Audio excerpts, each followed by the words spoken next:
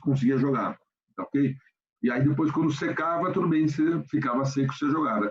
É basicamente um piscinão natural, tá? Depois é que começaram, hoje a falar de piscinão. O piscinão é basicamente uma reconstrução de alguma coisa que faz como a várzea faz. Quando chove demais, a água ela preenche esse espaço, ok? E o rio não fica tão inundado, mas ele inunda essas partes. Se eu olhar esses terrenos aí, eles podem ter resistência baixa. Então, se você tiver um FCK, olha, um SPT baixo, não dá para apoiar direto. Se apoiar, ele vai recalcar. Eu acho que eu contei para vocês, eu não sei se eu contei, nos anos 60, começaram a construir casas. A USP começou, acho que foi nos anos 40 que foi criada, e começaram as construções da cidade universitária, começaram no final dos anos 50, meados dos anos 50, por ali. Se você olhar as fundações dos prédios da USP, todas elas são fundações profundas, porque o terreno lá é muito ruim. Tá? Se você tentar apoiar alguma coisa direto lá, você pode se dar mal. A não ser que você faça um radizão, que é aquela sapata enorme, que pelo fato de ter umas cargas aqui, ele distribui numa área muito grande, criando uma pressão no terreno muito baixa, uma tensão aplicada no terreno que é suportada pelo terreno. A tensão admissível do terreno, o que seria? Essa tensão que a gente está vendo, a sigma admissível, seria a tensão admissível em função do número de golpes. Se eu olhar aqui, se for uma argila, dá uma olhadinha aqui no PT, se for de 0 a 2 golpes, é meio quilo por centímetro quadrado. Se for de 3 a 5, já vai variando até 1 quilo por centímetro quadrado. Então, você pega 5 quilos, ainda é um terreno que resiste pouco, ok? Se você pegar de 6 a 10, já começa a virar gente grande. Então, pensa o seguinte, você pode pensar que, no nosso caso aí, a gente vai resistir a uns 3,5, tá certo? E, a partir de 8, mais ou menos, alguma coisa próxima a 8, pode ser 6, tá? Mas você começa a pensar, puxa, que legal, meu terreno consegue resistir, eu consigo fazer uma fundação mais barata, não preciso cravar estaca. Tá legal? E não é da cara do cliente nem nada, é o terreno. O que eu vou fazer? Você pode ter 2 prédios idênticos, um deles feito num terreno de pouca capacidade, vai precisar ter fundação profunda. E o outro feito num terreno de capacidade melhor, ele pode ter a fundação direta. Portanto, ele vai custar mais barato do que o outro. A influência do custo da fundação numa edificação não é muito grande. Mas se a fundação começa a ficar cara, aí começa a complicar. Certo? Então, vamos lá. Nossa é 3,5, tá certo? Vamos só dar uma olhada aqui. É o seguinte, se alguém, vamos supor que eu não tivesse subsolo, eu apoiaria mais ou menos aqui no 1 metro de profundidade, você concorda? Se eu não tivesse subsolo. Aí se alguém fala, pô, apoiando 9, toma cuidado, vamos dar uma olhadinha um pouco embaixo. Pô, passou para 6, eu estou apoiando numa coisa, sabe, parece doce mil folhas, que tem uma camada dura e outra mole, é isso aí. Então, toma cuidado.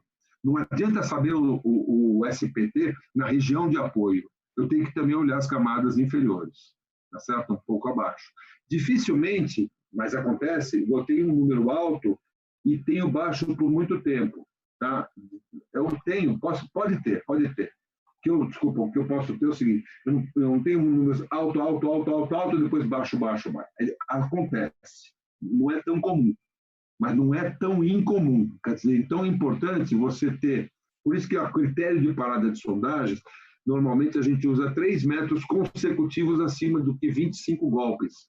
Tá? Normalmente, às vezes 20 golpes, dependendo do caso. Que a gente tem 3 metros onde o terreno pode se distribuir. A carga, a tensão se distribui e diminui a tensão para baixo. Ok? Tá ok? Então, o que acontece? Eu posso falar o seguinte, aqui eu posso fazer essa sapata, essa minha sapata daqui, eu posso fazer ela apoiada aqui, ok? Posso fazer uma sapata apoiada aqui assim.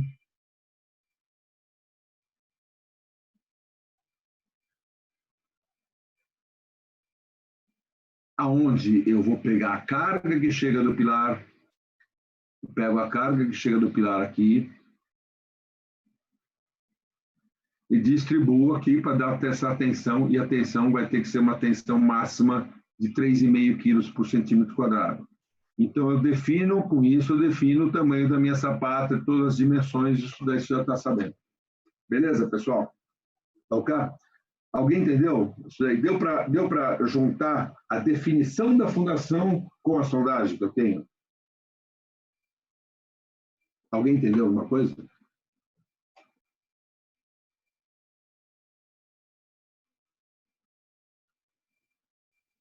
Beleza, pessoal?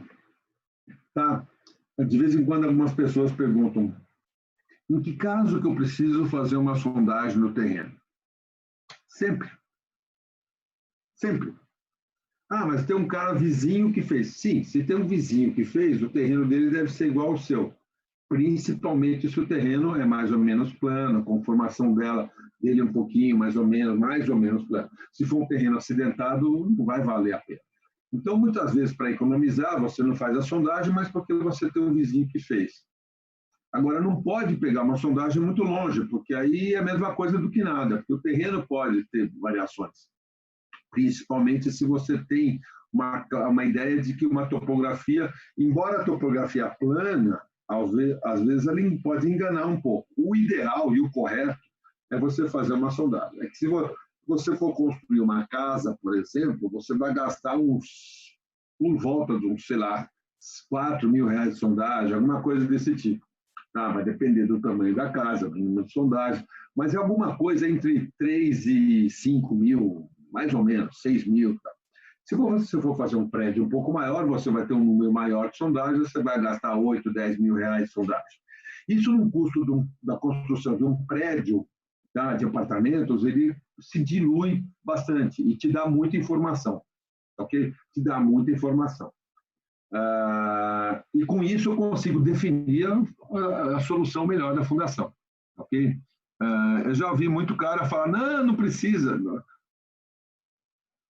É aquela história, pô. Você vai fazer um tratamento, vai fazer uma operação, e o cara fala, pô, eu vou escavar essa obra. Eu escavo e na hora eu dou uma olhadinha. A mesma coisa que o médico economizar no exame clínico ou no exame de você vai fazer o exame de sangue, o exame de urina para fazer alguma intervenção cirúrgica, o cara fala, não, eu vou fazer você economizar nesse exame, porque na hora eu vejo como é que é. Mesma coisa, entendeu? Então, não acredite nesses caras que desprezam o conhecimento, principalmente do subsolo, tá certo? Então, toma cuidado, porque a gente tem que primar pelo conhecimento técnico. Alguém vai falar, pô, mas é certeza que é isso? Não, porque eu não vou fazer uma sondagem em cada ponto de apoio. Okay? Eu vou fazer alguma sondagem mapeando o terreno, então pode ter pequenas variações. Por isso é que o profissional, que é o engenheiro geotécnico, se você pegar a grande maioria dos engenheiros geotécnicos, que são engenheiros especializados em fundações, de manhã eles percorrem várias obras para poderem verificar no local se o cara escavou na cota que ele pretendia escavar. Tá certo? Se o cara chegou lá, se aquele terreno, ele dá uma verificada em loco, através do conhecimento, muitas vezes de ensaios locais, ou de conhecimento tátil-visual, para saber, olha, ele chegou na cota que eu queria que chegasse.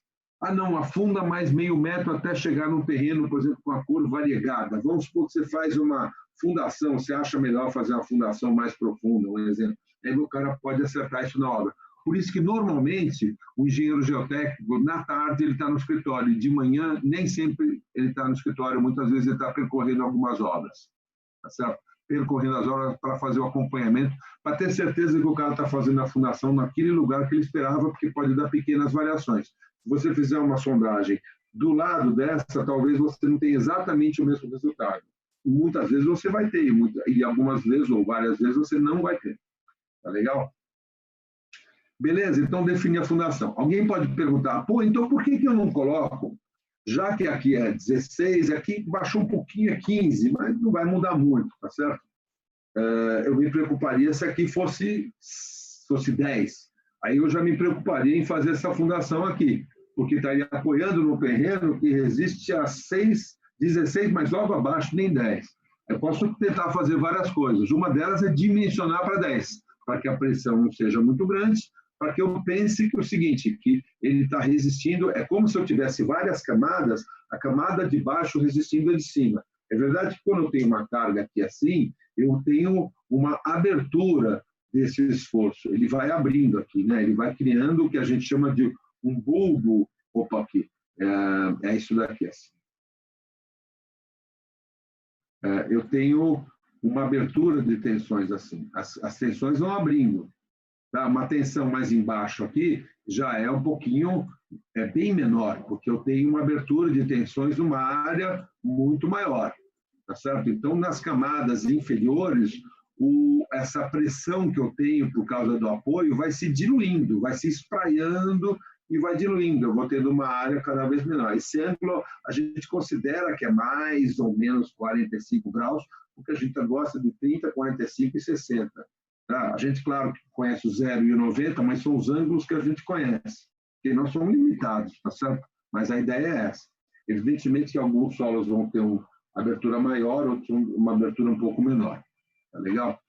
E se o terreno for... por que eu não posso fazer, então, uma fundação aqui embaixo? Vou fazer uma fundação aqui onde tem o 21 aqui, né? Vamos pegar... não vou fazer aqui a sapata minha, não vou fazer aqui. A sapata minha não vai parar nesse nível menos 4. Vamos fazer que parar no nível menos 6, ou menos 6,5, mais ou menos. Tá? Vamos voltar aqui para o 6, tá certo? Vamos pegar aqui o 6, porque aqui já resiste a 21. Como resiste a 21, a tensão é muito grande, eu vou fazer uma sapata menor. Vocês entenderam? Quer dizer, por que eu não posso apoiar, então, um terreno mais lá embaixo? Por um motivo simples. A escavação da sapata vai ficar caríssima. Tá? Eu quero chegar num terreno lá embaixo. Então, eu vou ter que escavar tanto, eu vou ter que fazer uma escavação tão grande que não vai compensar. Por isso, vocês ouvem falar uma coisa, que a sapata é viável, a sapata é boa, a sapata existe, numa escavação de, no máximo, 2 metros, da ordem de 2 metros. Então, se eu pegar essa altura aqui, ó, escavei aqui, daqui até aqui, ó, tá vendo? Essa altura, mais ou menos, a gente pensou nós em 1 metro. Se eu conseguir chegar num terreno um pouquinho melhor, um pouquinho mais para baixo, tudo bem. Mas se eu escavo mais do que 2 metros, vai ser muito complicado para eu fazer muito complicado. Primeiro que o cara não consegue descer lá, ele vai precisar ter uma descidinha. Ele vai ter que se preocupar com segurança do trabalho. 2 metros é o máximo de profundidade que ele pode ter aí, uma cava para executar a sapata. Tá? Eu vou ter que ter muita retirada de material, muito material. Então, até 2 metros dá para a gente aceitar uma sapata. Tá certo? Até 2 metros da escavação. Tá? E alguém pode pensar, pô, mas o terreno está aqui em cima. Sim, mas eu estou pensando 2 metros abaixo da cota da escavação. Tá? Se eu não fosse fazer o subsolo, eu apoiaria no primeiro metro, e aí seria um pouco arriscado eu apoiar no solo TSPT9, mas embaixo tem 6,6, que não é adequado eu fazer uma sapata legal, mas talvez a gente possa considerar uma sapata com uma tensãozinha um pouco mais baixa e tentar abrir um pouco mais. Tá legal? Deu para entender, pessoal? Tocar? Certo?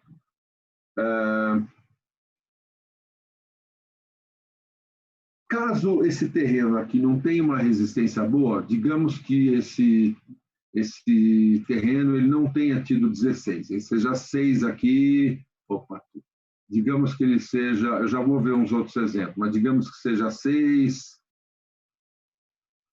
aqui, digamos que ele vá para 10 aqui mais ou menos, e 10 aqui ele vai para 15, coisas assim, tá certo?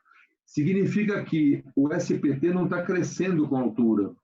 Então, ele não é adequado para fazer um apoio direto.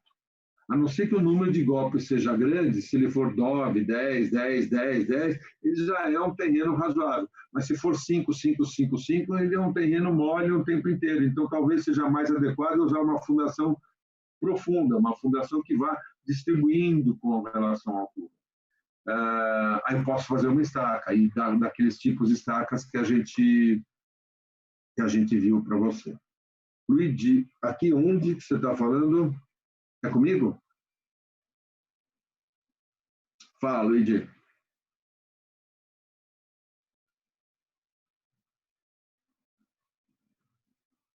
É comigo? Não.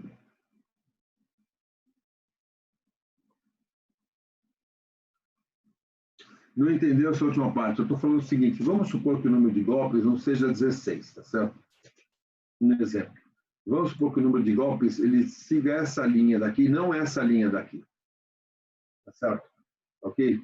Eu estou colocando aqui a minha borrachinha aqui, assim. Tá? Digamos que eu tenho o número de golpes seja assim, 6, 6, 8, 10, tá? Então, eu não tenho um crescimento de resistência e eu vou ter um SPT abaixo dos 8. Aí ele não é adequado para usar exatamente uma sapata, embora eu possa usar uma sapata com um pouquinho mais de folga. Mas aí eu começo a pesquisar, será que não é melhor fazer uma fundação indireta? Não é melhor fazer uma estaca que vai dissipando a carga ao longo por atrito lateralmente? Talvez seja mais negócio. Às vezes, vale a pena eu descer com o equipamento de cravar a estaca do que fazer uma sapata monstruosa, que vai gastar muito material. A diferença, o ponto de mudança de sapata, que é a fundação direta para a fundação profunda, é meio tênue, tá?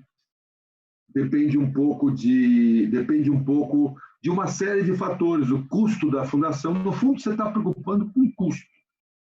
A rapidez da obra, claro, beleza. Mas o custo é importante, tá? Uma fundação feita com uma sapata muito grande consome muito material, vai escavar bastante, coisas assim. Uma fundação com uma estaca, eu vou gastar com esse equipamento para fazer estaca, vou fazer um bloco e tal.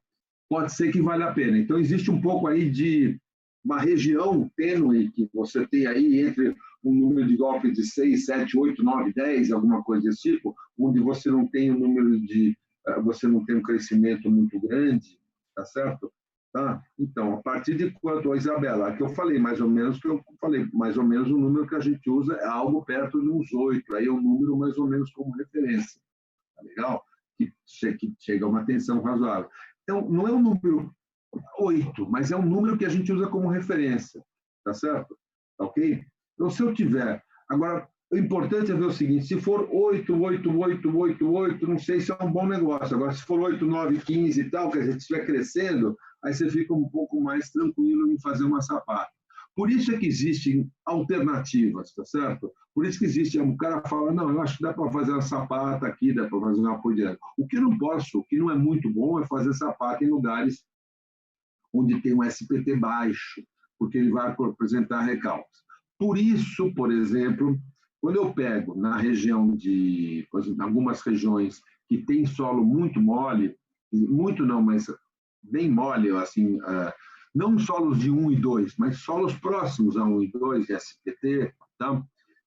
O pessoal faz muito para pequenas construções, o pessoal usa o radier. O que é o radier? O radier é uma sapata muito grande que ocupa toda a extensão da edificação. É como se eu pegasse uma mesa e virasse de cabeça para baixo, para apoiar os 4 pés. Tá? É uma estrutura que tem que ter uma rigidez boa, ocupa um espaço muito grande, mas não precisa de equipamento para fazer. Então, é como se você fizesse, quer dizer, aquela velha história, é como se você pegasse um celular, por exemplo, e jogasse um monte de carga. Ele tem uma rigidez muito grande. Tá? Na hora que você apoia, ele acaba agindo como uma estrutura rígida que não flexiona. A estrutura desce por igual. Se aqui o solo for pior, ele vai dar uma girada aqui. Quando é que você usa o radier? Quando você não tem cargas muito pontuais, muito separadas, quando você tem paredes ou cargas, uma série de pilarzinhos muito próximos entre si, o caso típico de uma casa, que muitas vezes é construída até com paredes de alvenaria estrutural, tá certo? Paredes estruturais. Então, você tem muitas cargas bem distribuídas, então você faz uma espécie de uma sapata ampla, que tem uma rigidez grande, você gasta bastante material, mas você não traz uma estaca que teria que ser muito profunda. É muito comum a gente ver em certos lugares uma solução usual feita pelo pessoal, como acontece no litoral norte, por exemplo, de o pessoal fazer muitas casas com radier. E muitas pessoas, se você chegar, por exemplo, em, sei lá, Ubatuba, todo mundo vai dizer, não, sapata é radier, porque eles estão acostumados em fazer radier. Agora, se você tiver um prédio que tem uma carga grande aqui, outra carga grande aqui, o radier vai ter que ser muito grosso para poder distribuir essas cargas, tá? Então, não é adequado o radier, embora o cara fale, não, vamos fazer radier. Não, o prédio começa a ter uma concentração de cargas grandes, principalmente se você tem um prédio com pilotis ou com pilares, que trazem uma carga aqui, outra carga aqui, outra carga aqui, isoladas e concentradas, tá? Então, radier é muito adequado quando você tem as cargas mais distribuídas, que é o caso de casas mais baixas, 2, 3, 4 andares no máximo, tal, que tem paredes estruturais. Se tiver o pilotis, sabe o que é pilotis, né? Vocês conhecem, o arquiteto gosta de pilotis. Pilotis é um pilar, na verdade, que fica visível para o primeiro lance. Então, você vê lá, tá? Você vê muito esse tipo de construção na praia, você tinha em São Paulo mais isso, mas agora virou uma coisa assim mais exclusiva da praia, tá certo? E você vê até o pessoal faz o primeiro, segundo, terceiro andar, tá? E no térreo ele coloca os carros embaixo cobertos pelo prédio, então tem os pilares. Você está concentrando as cargas, né? Pode ser que dali para cima seja uma estrutura com alvenaria estrutural, mas dali para o primeiro andar, quer dizer, a cobertura do térreo, para o subsolo, as cargas são localizadas. Aí não é um bom negócio fazer um radial. O radiezão vai ter que ter uma espessura muito grande para distribuir essas cargas que são localizadas, que são concentradas. Tá legal? Tudo bem, pessoal? Então, quando você tem uma fundação um pouco diferente, tá? Desculpa, quando você tem uma sondagem um pouco diferente, às vezes não fica muito fácil você definir que tipo de fundação é mais ideal. É ideal. Às vezes a fundação é clara, você tem uma grande resistência chegando. Está vendo esse diagrama que você viu aqui, que eu acabei de desenhar um alternativo, caso seja um negocinho desse tipo assim? Tá certo? Se eu olhar esse diagrama daqui, por exemplo, esse diagrama ele é um diagrama que ele mostra a evolução da resistência do terreno com a profundidade. E ele vai indicar para mim se eu tenho um crescimento rápido aqui é um ponto onde eu posso apoiar. Agora, precisa ver se eu consigo chegar lá. Quer dizer, eu vou ter que escavar 7 metros para chegar no apoio direto, vai ficar muito caro. Tá ok? Tá certo? Eu vou ter que chegar a 7 metros. Ainda mais nos últimos metros, que eu vou ter aqui um nível de lençol freático. Tá? Eu já conversei com vocês sobre escavação, sobre laje de subpressão, essas coisas, já foi falado com vocês, né? Eu já conversei com vocês. Acho que foi na aula passada, né, sobre laje de subpressão que a gente tem que fazer quando eu tenho escavação abaixo do nível da água, né? Isso aí acho que já foi comentado, né? Tudo bem, pessoal? Eu acho que deu para juntar tudo, como a gente interpreta uma sondagem. Aí, se for assim, se for assado, tem problemas mais sérios, tá certo? Tem problemas mais... Nunca não dá para apresentar um problema geral. Posso seguir em frente aqui, pessoal?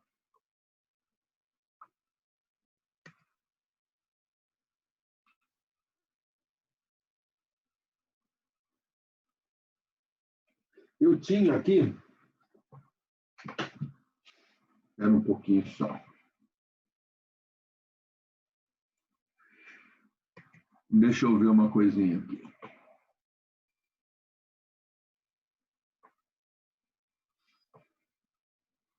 Olha essa sondagem aqui.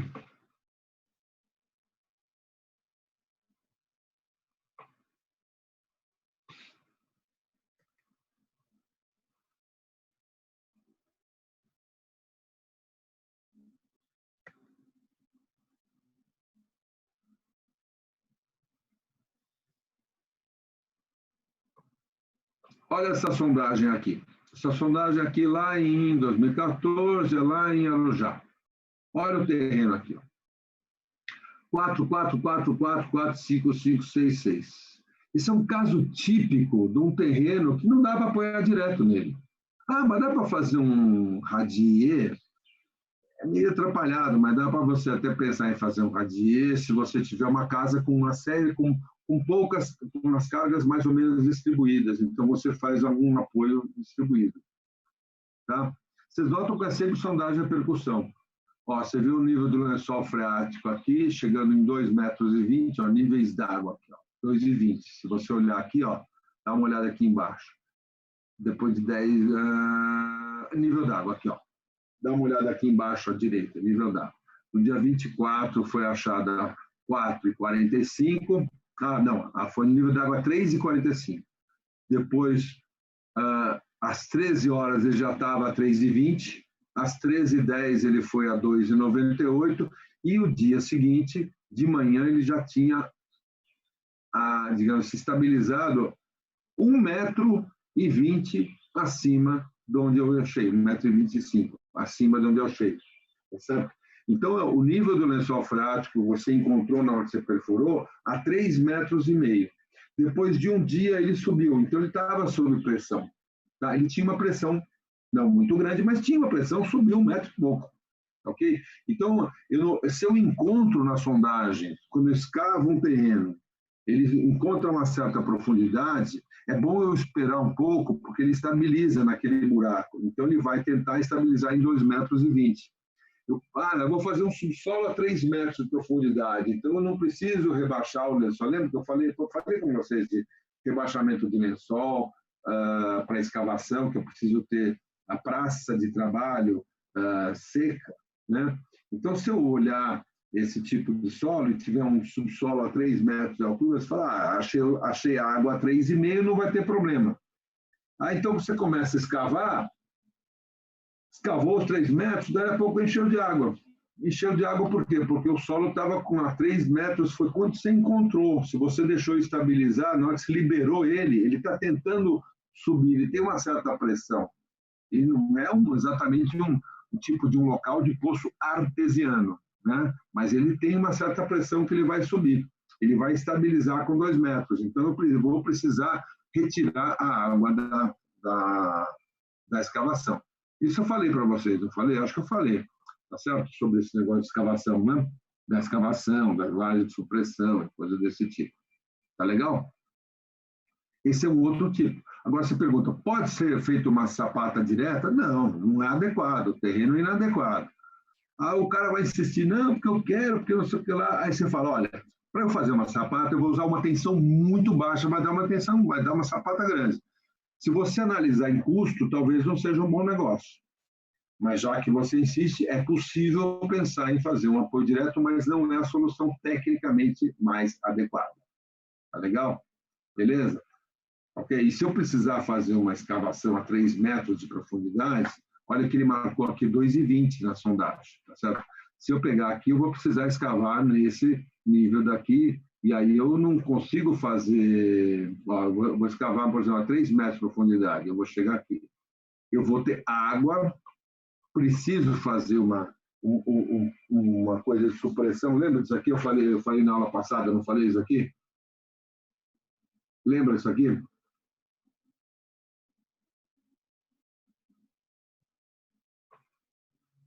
Alguém lembra disso, não? Que eu mostrei para vocês o rebaixamento do lençol freático, certo? Então, é só lembrar. Então, se eu, por acaso, for fazer um exemplo, se eu for fazer um exemplo, eu vou pegar nesse terreno aqui, ó. Vamos definir a fundação, fazer um predinho aí, tá certo? Beleza, tal. Não, tem um primo meu que fez um radier, deu barato. Ótimo, com um subsolo. Pensa bem. Digamos que você queira fazer um subsolo a 3 metros de profundidade. Eu estou falando em 3 metros porque eu estou imaginando que o térreo está no nível do terreno. Tá?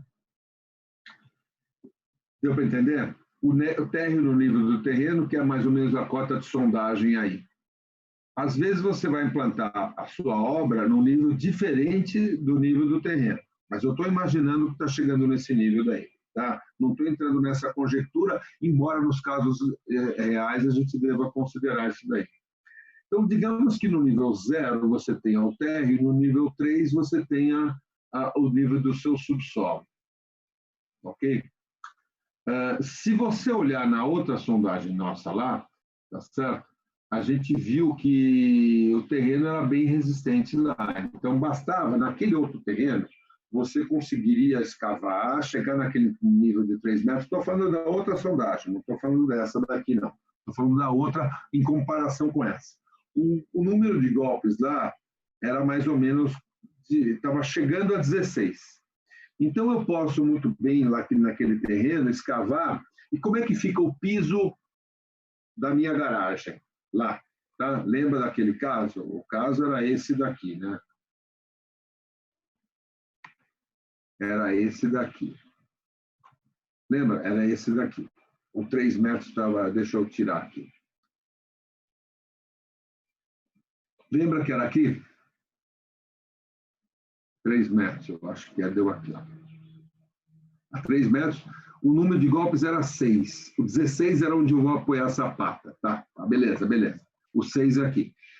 Eu vou perguntar o seguinte para vocês. Eu voltei para esse porque eu lembrei de uma coisa que eu queria falar.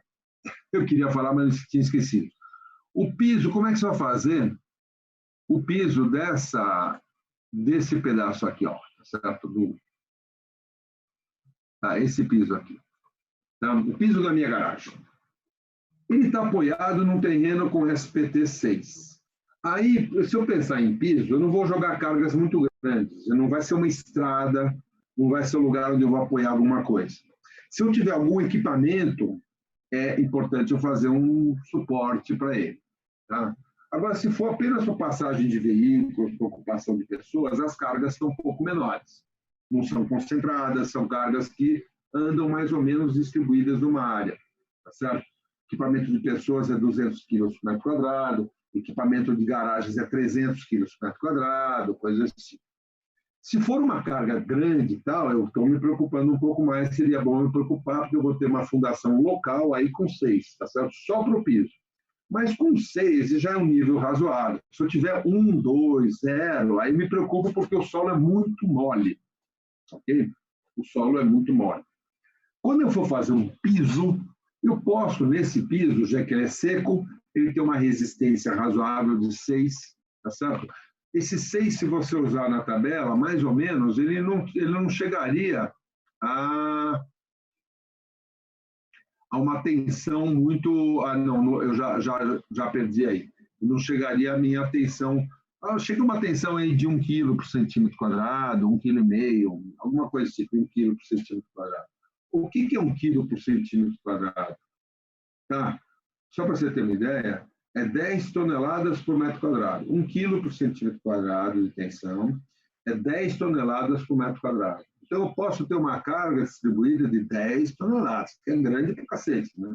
A gente fala, nós estamos falando em 300 quilos, não em 3.000 quilos, que são 3 toneladas por metro quadrado. Tá? Se eu falar assim, 1 quilo por centímetro quadrado, eu tenho 10 toneladas por metro quadrado. 1 quilo por centímetro quadrado é 10 toneladas por metro quadrado. Então, se eu tiver um uso normal, uma estrutura não muito pesada, dá para fazer simplesmente um cimentado aí. Tá? Posso fazer um cimentado, faço uma casquinha, 7 centímetros, 5 centímetros, com uma armadura para retração. E eu posso apoiar nesse terreno, não vai ter problema. Uma calçada, como se fosse uma calçada. Não precisa ser um piso estruturado. É isso que eu quero dizer. Ok? Isso vem aqui acima e depois eu tenho a estrutura e a fundação. É o piso que eu estou falando. Ele não vai afundar. Agora, se por acaso eu tiver aí um lugar onde a tensão for muito pequena, onde eu tiver um solo com um número de golpes 0, 1 ou 2, aí eu começo a me preocupar. É capaz esse piso afundar com o passar do tempo, se o SPT for bem baixo. Então, na hora que eu pego, uma é a fundação, outra é o piso. Tá? Não sei se vocês já viram, tem alguns lugares, você vai no Shopping Norte, Shopping Center Norte. O Shopping Center Norte é típico, é feito na várzea do rio Tietê, tá certo? Típico, tá certo? Todo aquele pedaço era tudo, o SPT lá é muito baixo, por isso que ele foi ocupado, por isso que deu para fazer, né? Por que a gente ocupa tanto esses lugares? Porque eram lugares que não foram ocupados, tá? Não precisou, digamos assim, desapropriar muita coisa. Então, você faz essas avenidas e você vê um claro exemplo disso daí, essas avenidas de São Paulo, boa parte delas são em cima de rios. Vamos pegar aqui a Marginal Pinheiros, que é mais perto, que é perto da faculdade, você tem transversal a ela o córrego do Sapateiro, tá? Que virou depois que virou aquela Vila Berabinha e aquela avenida que tem na Hélio Pellegrino, dá certo? Por ali. Você tem o córrego da Traição, que traz a água lá de baixo, em cima dela foi feita a Avenida dos Bandeirantes, embaixo corre um córrego, tá certo? Você tem mais para cá a Avenida Água Espraiada, que era o córrego da água espraiada que descia e chegava aqui da Pinheiros. Depois você tem mais para frente, mais perto da faculdade, você tem o córrego da... chega aqui agora, esqueci o nome, que é na Roque Petrone. Então, você, na verdade, você tem vários córregos afluentes do rio Pinheiros. Do lado de lá, do lado do Morumbi, você tem menos córregos, porque lá é mais alto, você vê que é um morro. Tá? Então, você não tem tantos córregos descendo, a água de lá já vai lá para Campo Limpo, coisas desse tipo, Tabuão, coisas desse tipo. Você tem um divisor de águas, a água vai para aquele outro lado, para o lado oeste da cidade, tá certo? O lado oeste do oeste da cidade, tá ok? Então, se você pegar essas laterais, elas podem ter esse problema que o SPT é muito baixo. Se você pegar o estacionamento do shopping norte, por exemplo, ele, em alguns lugares ele tinha aqueles elementos que permitiam você tirar, porque ele se deforma um pouco, porque é em cima de um terreno que ó, o SPT é 0, 1, 1, 0, 2, 0, 1, 1, 2. Então, a resistência por uma camada muito grande é muito pequena, e ele vai deformar. Ok? Então, o solo eu posso pegar aí. Tá legal, pessoal? E se eu precisar, se esse solo precisar ser um solo, se o solo tiver uma resistência pequena, 0, 1, o que eu preciso fazer? Aí, normalmente, eu vou fazer um piso estruturado com um pouquinho mais de espessura, capaz de suportar. O solo funciona como um apoio elástico, que a gente chama. Quando a gente analisa um solo, a gente analisa ele como se fosse um meio elástico. Então, aí a gente tem um monte de interpretações que eu vou pegar a partir da sondagem, a partir do reconhecimento do solo, fazendo aqueles ensaios de índice de liquidez, limite de liquidez, limite de plasticidade, coisas desse tipo. Existem, digamos, formas empíricas que vão fazer com que eu simule o funcionamento desse solo como se tivesse apoiado em várias molas, tá certo? Várias molas. Ele é como se fosse um solo apoiado em molas. Não são apoios fixos, não é um triângulo aqui, um triângulo aqui, um triângulo aqui, um triângulo aqui. É como se fosse, como se eu estivesse num colchão, ok? Sabe aquele colchão que tem um monte de molas e tal? É isso aí, só que com molas bem duras ou molas mais moles. Então, na hora que eu jogo uma carga distribuída, não tem problema. O problema vai ser na hora que eu pego uma carga concentrada aqui assim, que eu começo por exemplo, passo um veículo mais pesado aqui com uma carga mais concentrada, tá? Uma carga mais concentrada, uma roda mais concentrada aqui, qual vai ser o comportamento desse solo? Ele vai fazer mais ou menos isso daqui, ó. O que ele vai fazer vai ser isso daqui, ó. Ele vai fazer uma coisa, ele vai se comportar mais ou menos dessa forma aqui, ó. Ok? Então, ele vai distribuir a carga nessas molas aqui. A gente simula o funcionamento de um solo como se fosse um meio elástico. Não é um meio fixo, tá certo? É um meio que tem a sua elasticidade. Então, sempre que eu for analisar melhor, mais localizadamente, o efeito de uma estrutura, eu crio o que a gente chama de coeficiente de mola, como se fossem várias molas. O nosso modelo, o modelo que a gente estuda de estruturas, considera um apoio como se fosse um monte de molas, porque é isso que vai acontecer. Então, normalmente, quando eu vou fazer um solo, um piso apoiado no solo uma resistência muito baixa, com SPT muito baixo, eu faço uma estrutura com uma certa rigidez apoiada no meio elástico de molas. Tá legal? Beleza?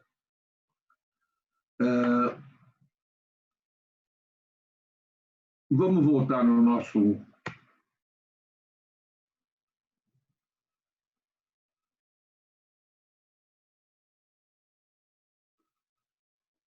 Eu estava aqui... Aliás, eu fiz aqui, mas não mostrei para vocês, tá certo? Mas tudo bem, eu continuo usando aqui esse esse terreno aqui, ó. Tá certo? Então, no caso daqui, se eu tiver um subsolo aqui, um subsolo no nível 3, o que eu vou ter que me preocupar? No nível 3, mais ou menos aqui, eu vou ter que me preocupar em fazer não só uma laje, uma contenção lateral que a água não entre, porque a água vai estar a 2,20, tá certo? Eu vou ter que segurar 1,20 m de água, como eu vou ter que fazer um rebaixamento do lençol, eu vou ter que estudar isso daqui, como eu falei com vocês. Eu vou ter que fazer um solo que seja uma parede que seja estanque nessa lateral, que seja estanque nessa lateral, e eu tenho que fazer uma estrutura aqui, senão a água entra. E essa subpressão vai ser igual a essa altura aqui, ó, tá certo? Então, se eu fizer um subsolo nesse solo daí, dá uma olhadinha, nesse solo, eu vou ter que ter, digamos que seja 3 metros de profundidade, eu vou ter que ter uma laje de fundo que não flutue o dia que isso daqui estiver vazio. Deu para entender? Porque eu tenho essa subpressão. Essa subpressão, digamos que esse nível seja 3, menos 3. A água está menos 2,20. Então, eu tenho 80 centímetros de pressão de água. Aí você fala 80 centímetros não é nada. 80 centímetros é 0,8 toneladas por metro quadrado de subpressão. Quase que 1 tonelada por metro quadrado de subpressão, que vai tender a levantar essa estrutura e levar ela lá para cima. Quando eu tenho essa subpressão, o que vai acontecer? Ó, isso aqui vai para cima, tá legal? Se for para cima, eu preciso ter uma laje com uma espessura capaz de não deixar ela levantar. Tá? Então, a minha laje vai ter um peso, vai ter que ter uma certa espessura aqui, que impeça essa subpressão de existir. Ok? Se eu estou aqui com 3 metros, eu vou ter que ter uma laje aí por volta de, sei lá, para suportar 0,8, né? Eu vou precisar uma laje que pese pelo menos 0,8, vezes um coeficiente de segurança aí de 10% nesse caso. Ok? Então, conforme eu for afundando, tá, nesse terreno daí que eu falei para vocês, tá, eu vou ter que ter uma lajezinha para segurar isso daí. Como é que eu vou fazer a conta? Eu vou ter 80 centímetros que eu tenho que suportar. Se eu pegar 80 centímetros, colocar um coeficiente de segurança de 10%, eu vou ter 88 centímetros de água que eu preciso combater aqui de subpressão. Tá? Então, o concreto pesa 2,5 toneladas por metro cúbico, dá para achar a altura da laje. A altura da laje que eu preciso colocar para que essa estrutura não flutue, tá? Para que eu tenha resistência à flutuação definida. Vocês estão me acompanhando, não? Quem estiver acordado aí está me acompanhando? Certo? Vocês perceberam que ponto que eu quero chegar? Sabe qual é o ponto que eu quero chegar? É que nessa estrutura daqui,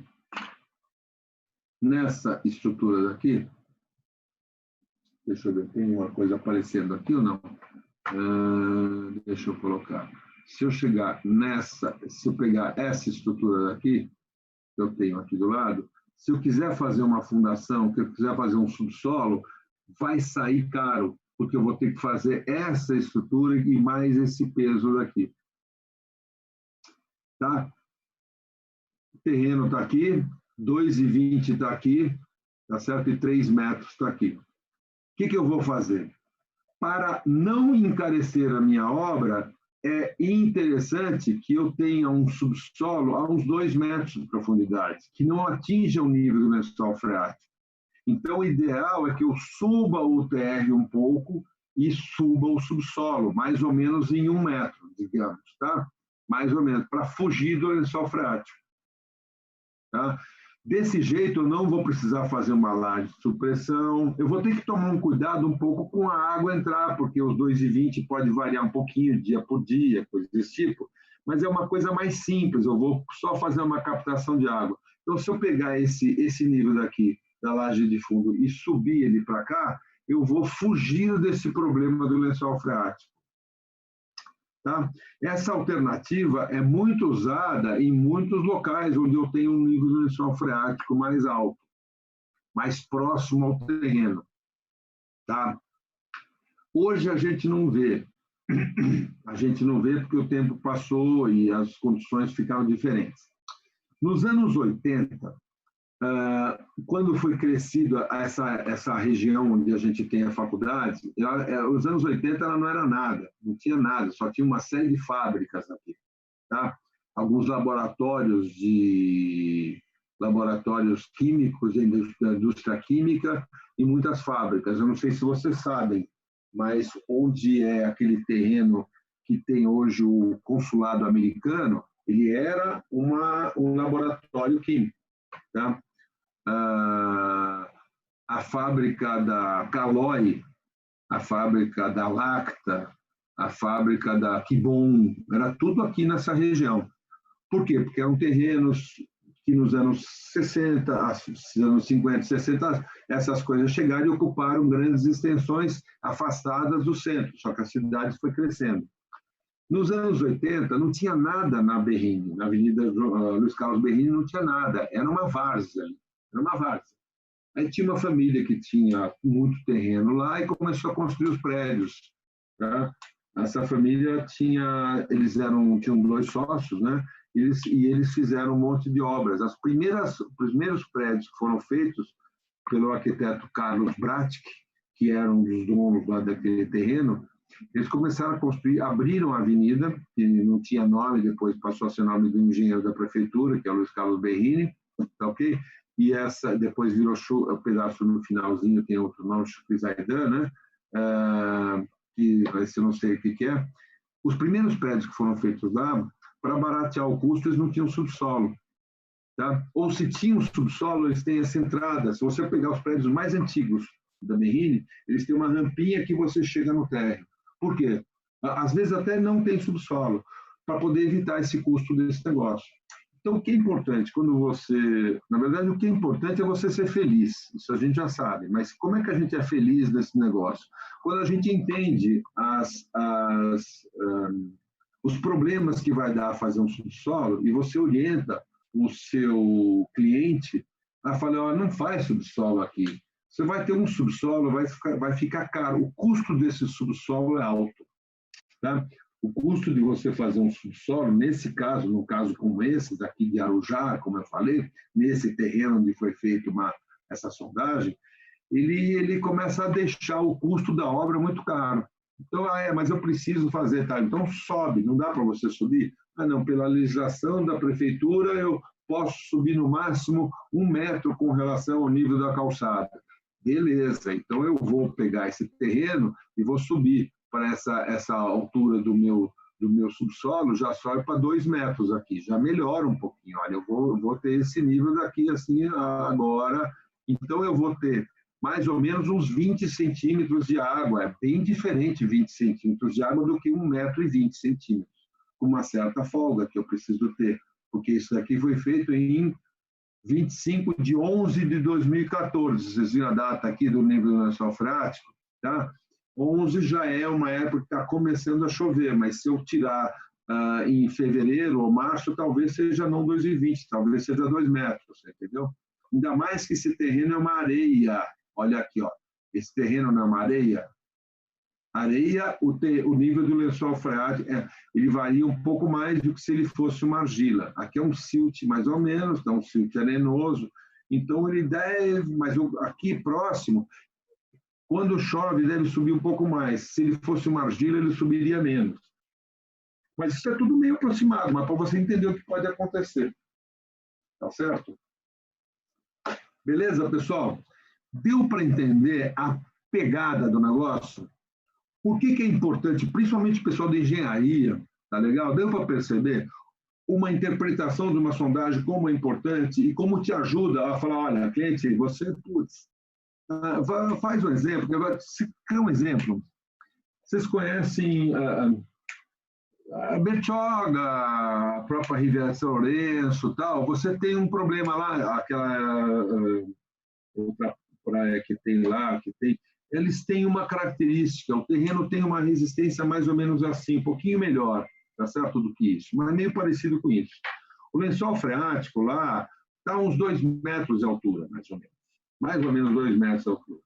Então, o que você faz? O que a gente faz quando a gente implanta um prédio, lá na Riviera, em Bertioga, assim, alguns lugares em Praia Grande é um pouco parecido também. Você tem o nível do terreno aqui assim, tá certo? O nível do seu terreno está aqui, olha, estou desenhando aqui o terreno, tá certo? O nível do terreno da rua está aqui, tá? O nível do terreno está aqui. E o que você faz? O nível da água está a 2 metros, mais ou menos a 2 metros, tá certo? Menos 2 aqui, tá certo? O nível da água aqui é menos 2, tá? Menos 2. O que a gente faz? A gente sobe 1 metro o térreo e deixa o térreo mais para cima para que eu não tenha que fazer esse tipo de laje. Então, você faz o térreo está aqui, mais ou menos a 1 metro, mais 1 metro, tá ok? O seu térreo está aqui, a mais 1 metro. Tá? Quem é esse cara, esse tal de seu térreo? Não, seu térreo é o seu piso térreo, certo? E aí você faz o seu subsolo mais ou menos por aqui, fazendo uma rampa.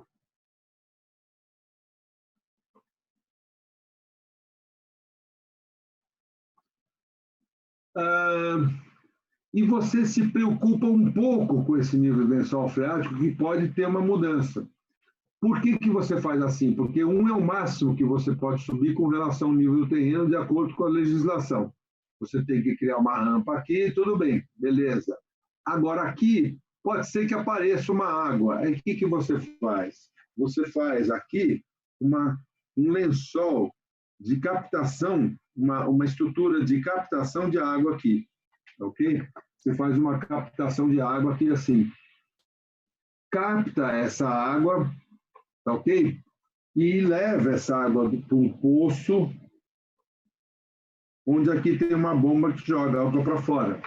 Você leva para um poço e capta essa água daqui e leva para cá, e essa bomba leva água para fora aqui, joga água para fora, tá ok? Então, é uma maneira de eu retirar essa água, tá ok?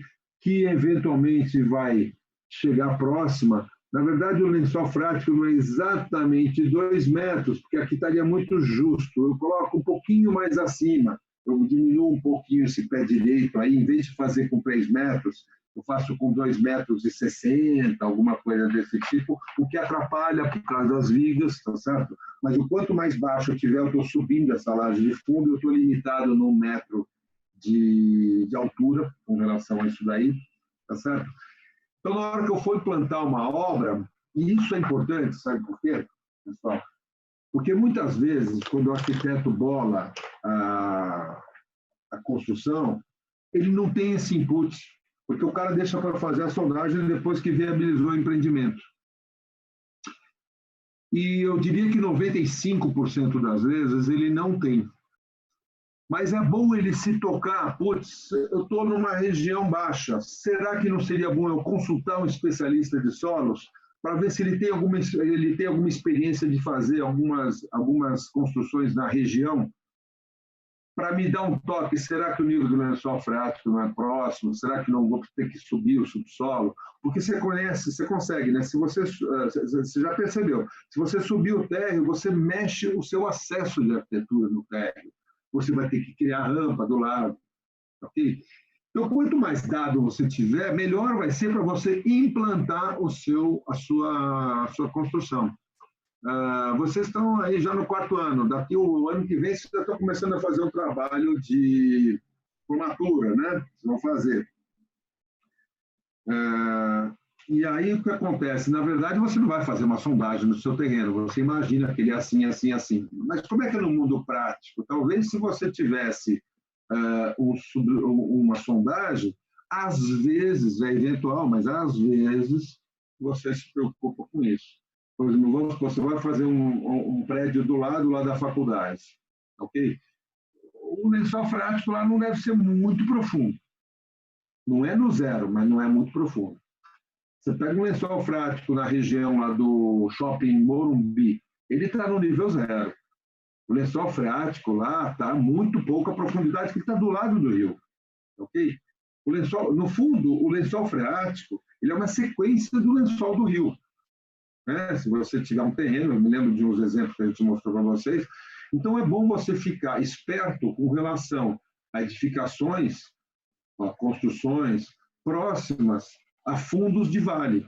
Fundo de vale significa acúmulo de água de subsolo. É muito provável que o nível do lençol freático esteja próximo do limite. Se você pegar na Berrini, é o que eu falei, o nível do lençol freático lá está 1 metro, se tanto, meio metro, coisa desse tipo, 1 metro e pouco. Se você for fazer um subsolo na região da Berrini, na região aqui atrás, na região atrás da faculdade, lá perto do Carrefour, por ali, né? Tá certo? Se você for um pouco mais lá para frente, na Laguna, aquele pedaço está chegando lá perto aquela casa de shows lá que tem lá para lá, o show Transamérica, aquilo tudo no nível da sua freática está lá em cima. Agora você pergunta, você vai pegar uma sapata que está a 4 metros, você tem 3 metros, você tem uma boa profundidade para você ter uma sapata.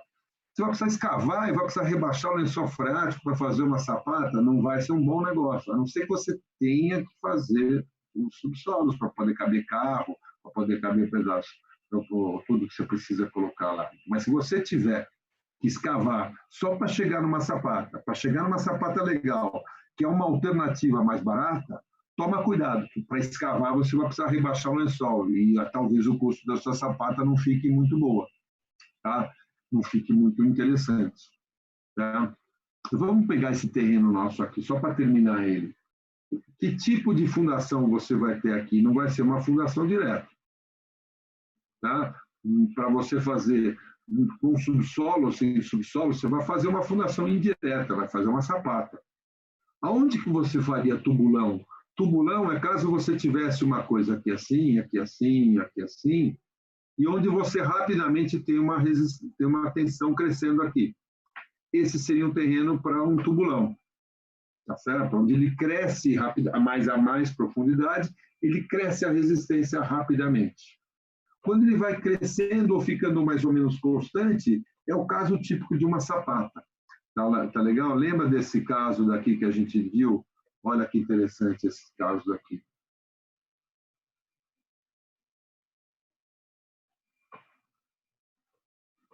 Lembra desse exercício que a gente viu na aula passada, que a gente viu um software que faz dimensionamento de profundidade de estaca? Que a gente viu aqui, dá uma olhadinha aqui do lado esquerdo, eu tenho para cada profundidade. Essa é uma maneira de você ler, você tem SPT1, SPT2, SPT5, tal. Vamos supor que você vai fazer um subsolo chegando aqui, tá? Digamos que o seu terreno seja, você vai parar, vai fazer um subsolo chegando aqui em 3 metros, mais ou menos, né? O que a gente pode ter aqui, assim, 3 metros aqui, assim.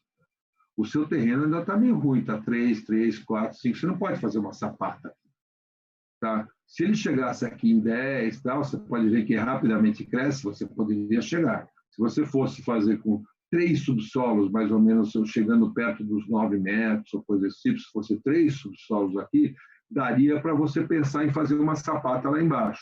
Só que você tem o problema do nível do lençol freático. Como você já está rebaixando o lençol freático para fazer o subsolo, tá? Você pode fazer uma sapata lá, tá ok? Agora, eu não posso rebaixar o lençol freático só para fazer uma sapata lá embaixo, já começa a ficar muito caro, é melhor fazer uma estaca. Se eu tiver que fazer um subsolo só lá e essa fundação claramente vai ser estaca. Por quê? Porque se você olhar, é 3, é 4, é 6, é 8, tá? O número de golpes não cresce, tá certo? Quando ele começa a crescer, 10, 13, 17, 22, ele já está lá embaixo. Eu não vou... pode ser até que seja um negócio razoável pensar num tubulão lá embaixo, mas eu acho que é bem provável que seja melhor você fazer uma estaca. Tá legal? Tá certo? Então, voltando para o nosso caso, se eu pegar um terreno como esse daqui,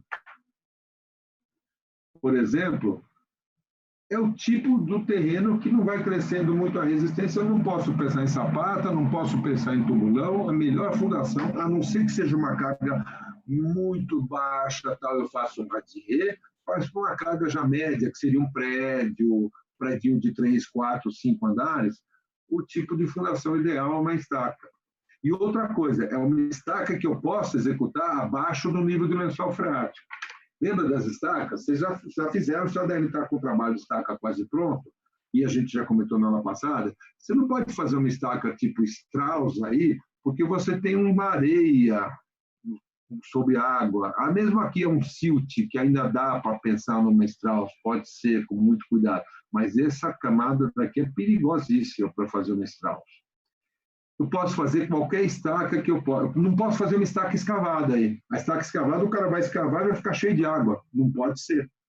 Tá? Então, o que sobra? Sobra alguma estaca que eu possa fazer abaixo do nível do lençol freático.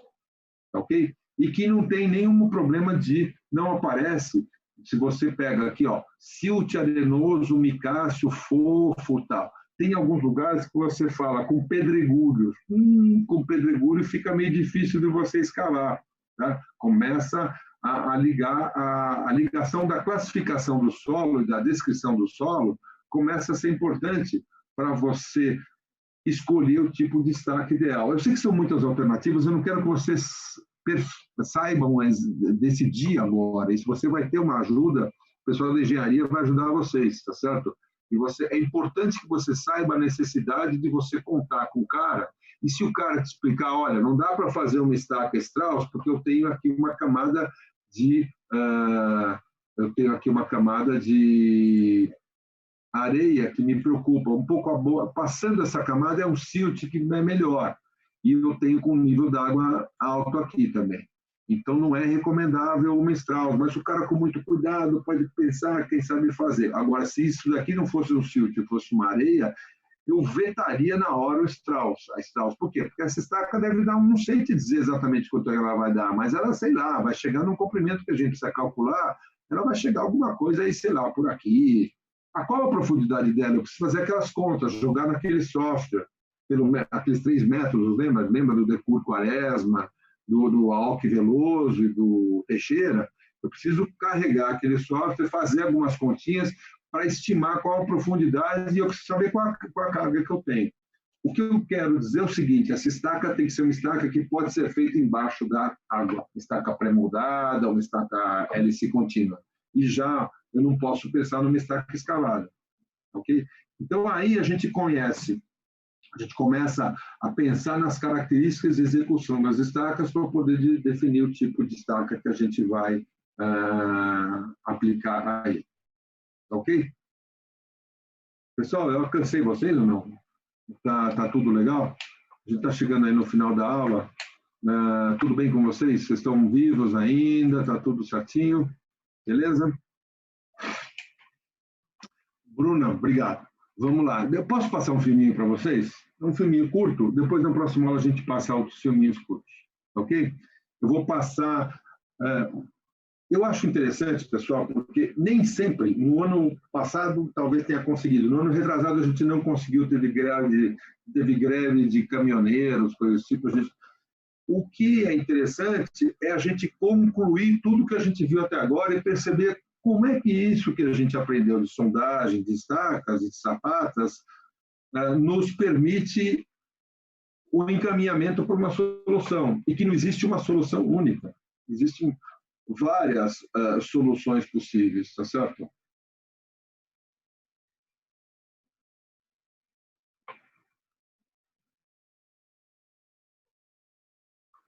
Deixa eu fazer, posso passar para vocês isso daqui? Ó, eu vou passar em inglês, depois, se vocês quiserem, eu traduzo aqui. Podemos assistir?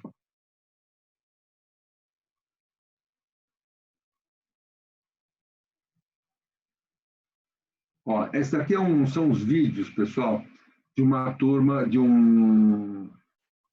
uma universidade lá do Canadá, chama Waterloo. Waterloo é o lugar onde é o mesmo nome do lugar onde o nosso amigo Napoleão perdeu a batalha, né? Waterloo é na Inglaterra, né?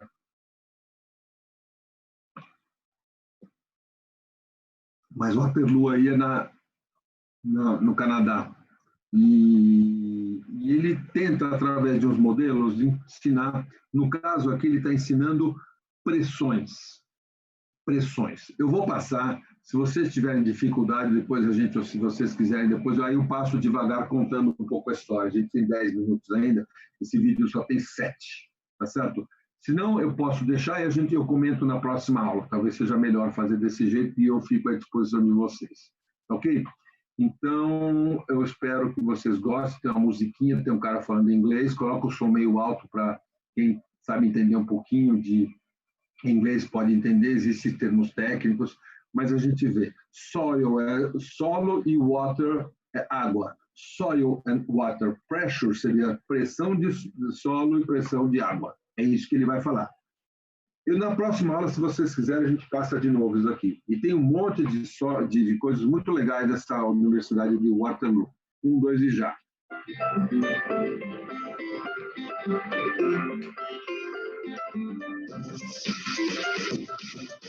Engineered structures are often used to control the positioning of soil, water, or granular materials.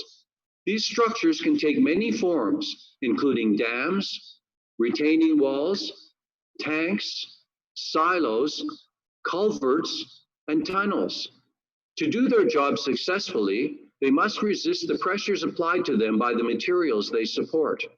In this video, we focus on how these pressures arise and on the factors that determine their magnitudes.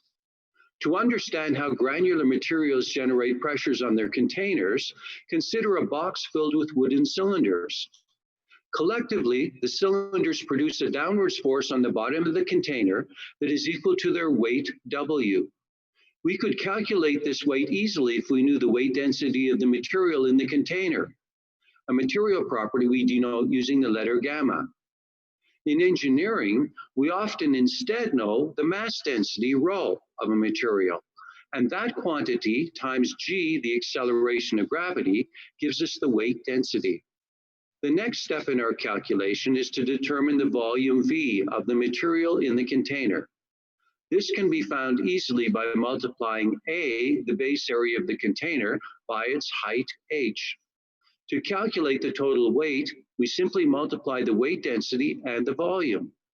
When we substitute in the equations we found earlier for weight density and volume, we discovered that the weight is equal to the product of the material mass density, the acceleration of gravity, the base area, and the height of the material.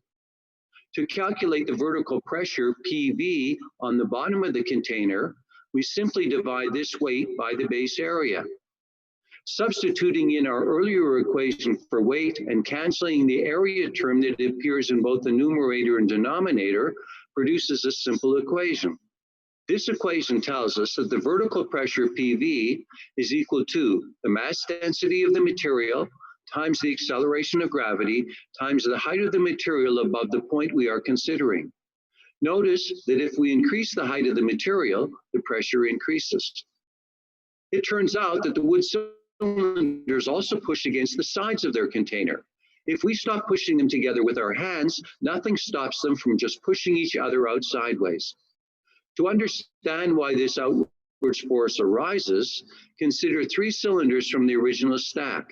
As gravity pushes the top cylinder downwards, it tends to squeeze between the other 2 cylinders, pushing them out sideways. The magnitude of that sideways force will depend on how hard the upper cylinders push downward, and that in turn depends on its weight and on the weight of the material that it supports. If the lower cylinders are constrained by structure, they will exert a horizontal force on that structure. At a short distance down, both the vertical and horizontal pressures are small. At progressively greater depths, both pressures increase. Experiments show that for most materials, the ratio of the horizontal pressure to the vertical pressure is constant. We call this ratio the pressure coefficient K, and it is usually less than 1. Thus, for granular materials, the vertical pressure at any depth is typically rho GH, while the horizontal pressure there is K rho GH. Clearly then, both the vertical and horizontal pressures increase linearly with depth, as shown in these graphs.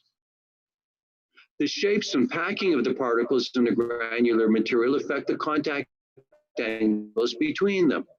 Those angles and the coefficient of friction between adjacent particles determine the magnitude of the outwards pressure pH that is generated, and so they affect the value of K. If these ellipsoidal candies laid mostly horizontally, they would produce less horizontal force than if they were randomly placed or if they were spherical.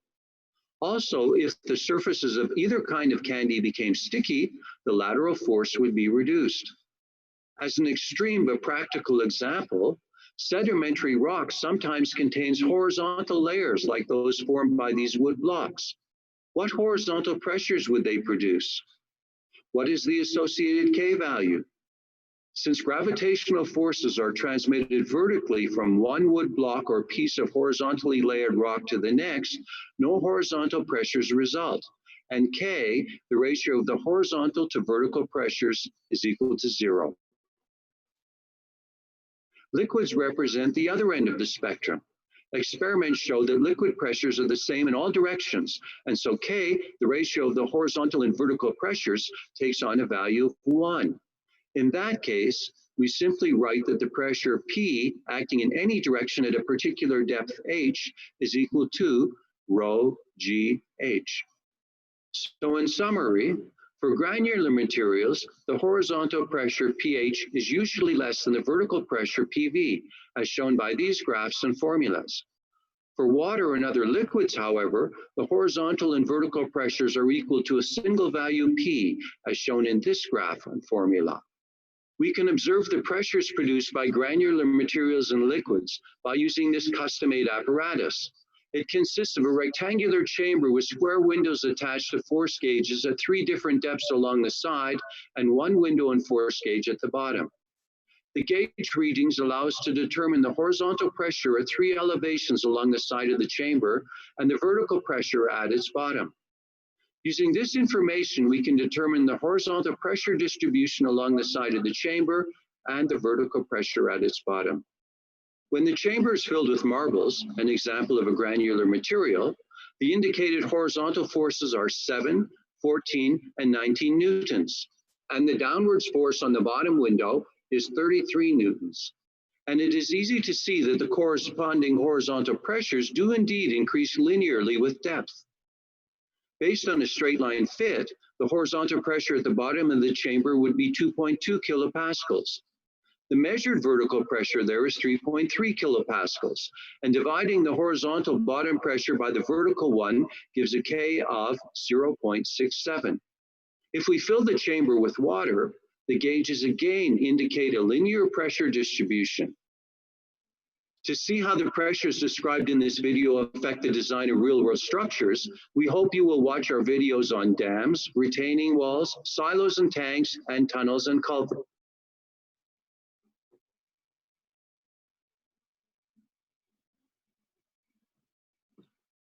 Tudo bem aí, pessoal? Deu para ver?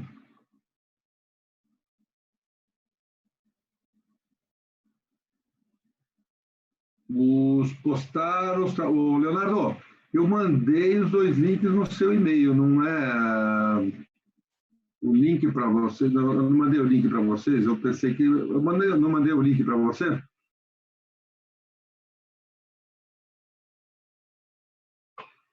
Dá uma olhada. Porque você viu que não tinha que você entrar com o seu e-mail institucional? Aparece o link, mandou para postar, mesmo entrando com o seu e-mail institucional. Não está dando para acessar. Tá. Como é que você está fazendo? Eu te mandei o link e você não está conseguindo acessar. Eu vou tentar ver como é que eu faço, porque ele gerou um link. Então, deixa eu fazer o seguinte. Eu vou fazer agora, eu vou mandar para você, você já me responde, tá ok? Espera um pouquinho só. Tá legal?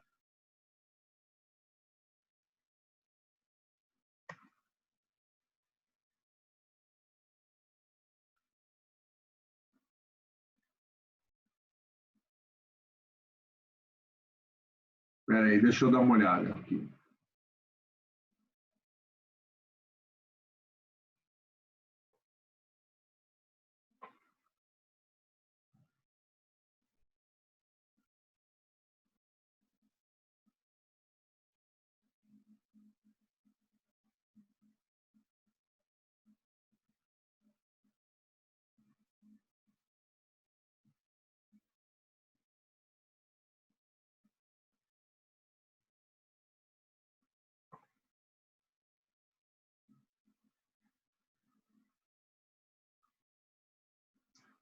Deixa eu ver uma coisa, Leonardo. Deixa eu ver para vocês. Vou mandar para vocês aqui. Se você encontrar certo, fala aqui comigo. Vocês estão ouvindo?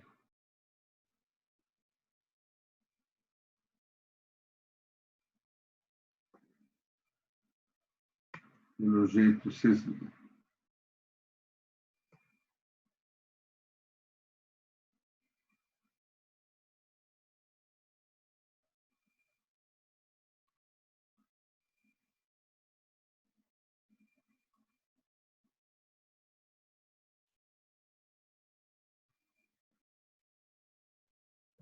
Léo, Tiffany, o que foi combinado é que era só 2 pessoas. O trabalho está aqui, devia estar pronto já, até por sinal, hein? É sempre dupla. Tá? Já foi combinado logo em março. Tá? O trabalho espera-se que esteja já pronto. Tá ok? Beleza? Em dupla. Mas você não esquece que cada um tem que postar o seu. Veja, Leonardo, se deu certo. Eu vou tentar, veja se deu certo aqui, e aí eu vou tentar mandar para a arquitetura também, para a engenharia.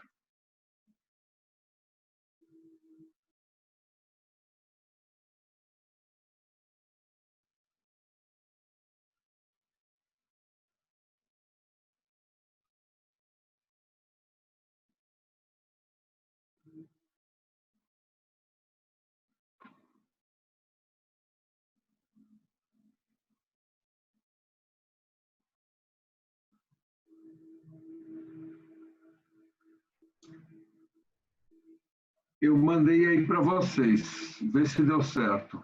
Para engenharia, peraí, eu estou mandando agora para engenharia, peraí. Eu vou mandar um outro para engenharia. Eu mandei esse que eu mandei agora, esse é só para a arquitetura, para a engenharia, tá?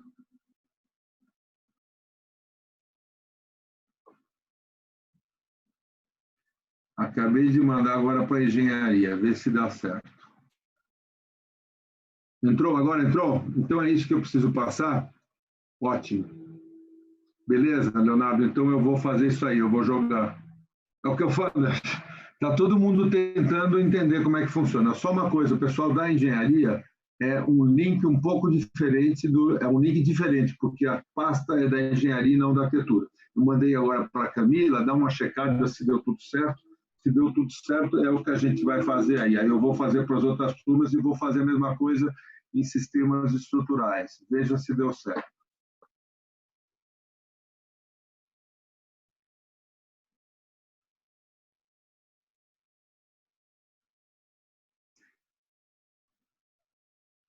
Só uma coisa, pessoal. Eu mandei no e-mail o Léo, Camila, tal.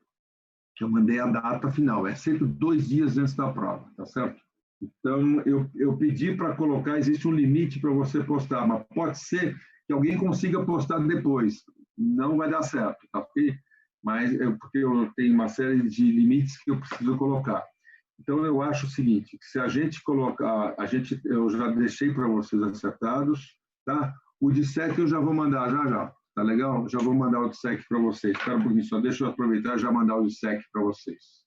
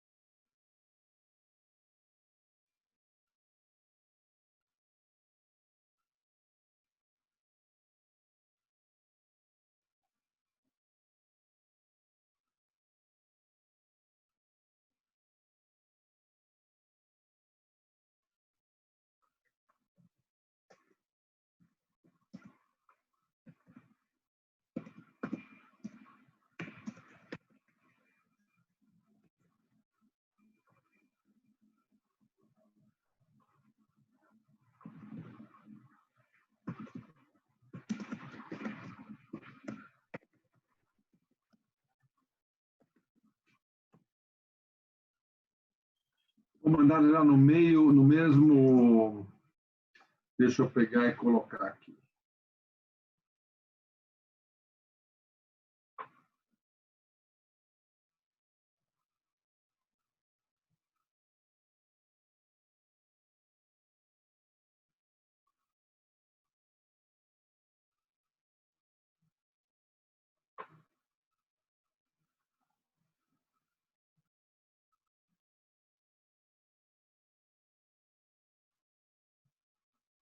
Pronto, mandei para vocês o link de SEC. Espero que vocês recebam aí. Me dá um retorno só. Camila, no caso da engenharia, o coordenador dirá passado para no dia da prova, só para esclarecer. O Marcos pediu no dia da prova, eu estou pedindo. Ele pede todo mundo fazer no dia da prova, porque a gente tinha combinado. O problema é o seguinte, é que tem cada coordenação tem uma orientação diferente. Eu estou pedindo para vocês entregarem um pouquinho antes. Ô, Divan, tudo bem? Eu estou pedindo para vocês entregarem 2 dias antes. Eu acho que é melhor. E aí vocês... Eu gostaria imensamente que vocês, na próxima aula de SEC e na próxima aula de mecânica de solos e fundações, vocês já tivessem tentado fazer ou feito o exercício, pode ser que não tenha passado a limpo, não está pronto, mas para você encontrarem mais dúvidas. Aí vocês vão estar preparados para a vida, claro, e preparados para a nossa prova, ok? Não esquecendo desses probleminhas. Eu vou acertar as datas de, por acaso, de provas e coisas desse tipo, eu vou até ver com vocês, tá certo? As datas de prova já estão definidas, é o horário só. O horário só que talvez eu dê uns 5 minutos para vocês entrarem, tá certo? E depois começa a prova, tá? Mas o trabalho é isso daí, tá legal? Dá uma checada, o Léo, SEC, se deu certo... Camila, se deu certo aí, se deu o link para postar o SEC e para postar o SEC para engenharia e para arquitetura. Ok? Deu certo, Camila? Os dois, né? O link de... Eu já coloquei os 2 links de SEC no mesmo, né? E o link de mecânica de solos eu tinha mandado separado. E esses negócios de... Só uma coisa, o pessoal da arquitetura, volta a falar. Alguns professores e os professores de áreas projetuais capazes de darem pesos diferentes. O nosso é esse aí, 50% e 50%. Tá legal? Eu tenho que liberar para carregar os arquivos, é isso? Eu pensei que já tivesse tudo liberado. E o que eu preciso fazer para liberar? Bom, eu vou tentar ver o que é. Tá legal? Andréa, veja se é isso daí. Se é isso mesmo. Eu vou comentar na próxima aula, Silas. Ok? Pessoal, vocês entenderam mais ou menos? Deu para entender mais ou menos, né? Agora, o que eu vou fazer? Eu vou fazer uma tradução simultânea, parando, fazendo, porque aí você... Não está liberado para subir os arquivos, né? Eu vou dar uma olhada aqui o que eu preciso fazer para liberar. Ok? Beleza? Eu vou tentar liberar. Joia, pessoal? Bom dia para vocês. E eu vou tentar liberar... Eu vou tentar agora liberar. Se eu conseguir liberar agora, senão eu vou tentar conversar com os universitários, ok? E aí, sei lá, quando eu conseguir estar liberado para vocês, eu só dou um aviso. Tá legal? Beleza? Abraço. Bom, professor, rapidinho.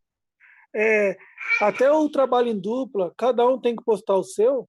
Falei isso daí umas 7 vezes, vou falar pela 8ª vez. Trabalho em grupo, cada um tem que postar uma vez. Eu preciso ter um trabalho por aluno. Ok? Valeu, obrigado. Eu preciso ter na pasta, eu preciso ter o trabalho de todos os alunos, cada trabalho. Não adianta falar, o meu está lá com o dele. Não quero. Eu quero um trabalho. Eu posto mesmo 2 vezes. Um cara, outro cara posta. Ok? Beleza? Tem que ter uma postagem pessoal. Tá legal? Durmam bem, pessoal. Bom fim de semana. Não vão ficar fazendo bagunça aí, tá certo? Beleza? Joia. Abraços.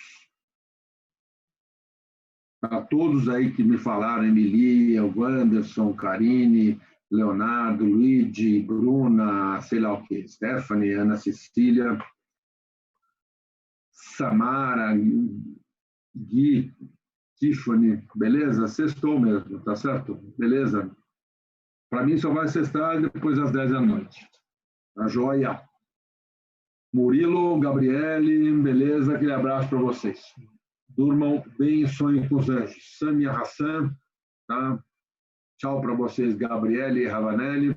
Coloca um L em evidência, fica Gabri Rava e fecha parênteses L.